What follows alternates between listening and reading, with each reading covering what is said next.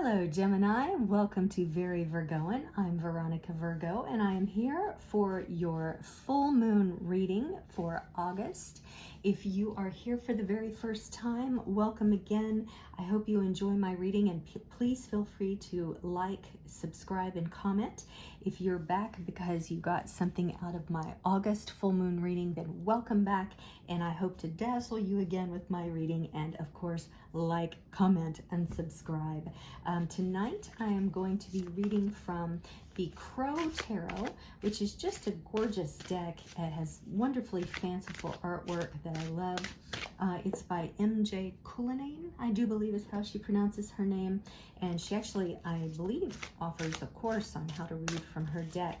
But I was out walking a few nights ago, and some giant crows, like as big as buses, it seemed. They were giant, swooped down in front of me into the parking lot that I was walking past, and I thought, you know, this is a sign I need to use the Crow Tarot next time I do a reading.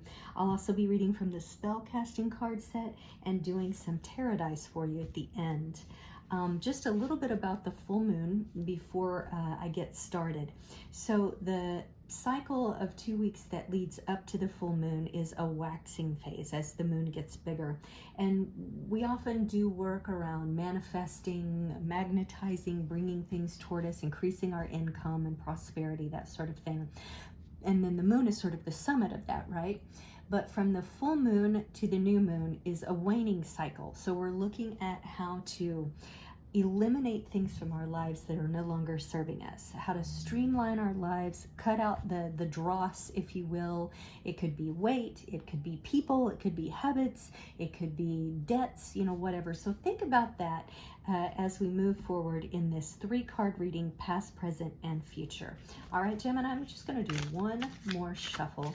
You know, some people pronounce you as Gemini. I don't like that. I don't like the way that sounds. I like Gemini. All right, let's see what we got for our first card. The Emperor. Well, doing very nice. I'm sorry, I'm still getting used to, I have to look at my phone sideways in order to do this reading, and it's very confusing. I'll get the hang of it eventually. All right, so the Emperor. It looks like in the recent past, you may have become a father. Also, you may have been looking at adding more structure to your life. Now, this could be in life, this could be in love, this could be in career. It is an Aries card represented by the ram, even though you are an air sign. Perhaps, you know, it's digging into that part of yourself that longs for structure, for control. And I don't mean necessarily control in a bad way, but just that you've added more structure to your life, and nothing will do that more than becoming a father, right? I mean, unless you're a deadbeat dad, but none of y'all are, so I'm just saying. But I love the way this Emperor has decorated himself, clearly with another bird's feathers, because he's already styling in black, but he's got to represent the old-fashioned rough of yore. And so it seems like there's been something along those lines. If it hasn't started, it's on its way. All right, Gemini. You know, I have been pulling this card for more people, and it's not for lack of shuffling. I just think this may be something that's really relevant in this cycle, since we're talking about eliminating things. Now, this is the Four of Wands. Sorry, it took me a moment there. No, this is the 9 of Wands. Good Lord, I don't know my numbers or my numbers. Excuse me, 9 of Wands. But I have been pulling this card a lot. And what it represents is you're essentially taking your last stand here, Gemini. Wands tend to represent it's fire, it's ingenuity, it's invention, it's ideas, creativity, that sort of thing. So it may be at work, you become this Emperor because you're a CEO, or you've risen to a level of renown because you're such a creative person, you're a leader. But you know what I'm kind of seeing here is that you're taking that last great idea, and maybe you're forging out on your own. You might be going on your own for this, or maybe building a side business or something like that. And it's partly cloudy right now, but you know, clouds are always on the move. So I think the sun is about to come out for you here. That's what I'm seeing happening for you right now, Gemini. Oh, okay. Now, please know that the Death card is not a bad card to get. Now, this artwork is a little terrifying, but let's dig into it a little deeper. So we're seeing like an internal death, right? It's a dead crow, but we're seeing its skeleton, and then we're seeing it rising up, almost like a phoenix, right? Another bird. Sorry, trying not to get this. There we go. That's a little better, getting the glare off there.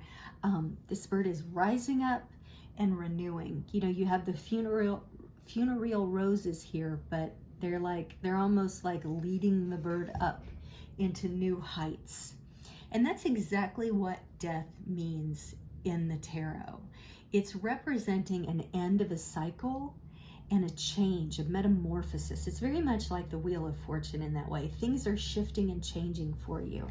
So I'm leaning toward any sort of authority that you had in your career. You know, you've gotten to the summit. So now you want to take these ideas and all the progress that you've made in your career, and you want to branch out on your own. You want to leave maybe the corporate life, the 9 to 5, the overcommitments, the not spending enough time with family, right? Especially if you're a new father, and you're going to shift and you're going to change into a whole new version of yourself, which is so exciting. It's so exciting when you're on the cusp of that sort of thing, Gemini. Excuse me, so I'm really, really hoping that this is the case. Let me shuffle the crafting cards here. If you are a witch or you're interested in anything witchy, this is a fun exercise. I give you, oh, well, all right. There we go. That's the one. And look at this. Look at this. That's amazing. I just love it when stuff like this comes together. It makes me so happy and tells me that I'm on the right path here with the readings, because I'm kind of recreating myself in this period of my life as well. I've wanted to do this for so long, and now I'm doing it, and hopefully I'm bringing joy to you right now, because you are seeing with this shift and change, this decision you're making, you're going to become the new crow, the new phoenix, the butterfly. It's amazing. A significant card here in terms of the emotional, career, death. Then you start anew into something that's even more than you ever thought it could be. So let's take a look here at the further magical meanings of this card, Gemini. Your prayers are answered. A spiritual awakening changes your perception. That's interesting. Perhaps you've gone through some sort of, spiritual transformation. Keep your focus positive. An energetic shift propels you to dizzy new heights. Look at this. Oh my gosh. So beautiful. Study alchemy. All right. Spell incantation. Hold a piece of moldavite in your hand during a waxing crescent moon on a Sunday mid-morning, face east, and say, consumed within a darkened place, challenges and fears to face. Egoic sense of self now dies, let the birth of true self rise. Metamorphosis feels strange. Butterflies support this change. Moldavite for high vibration assists spiritual transformation. Embrace the dark, no need for fright. The journey's end reveals new light.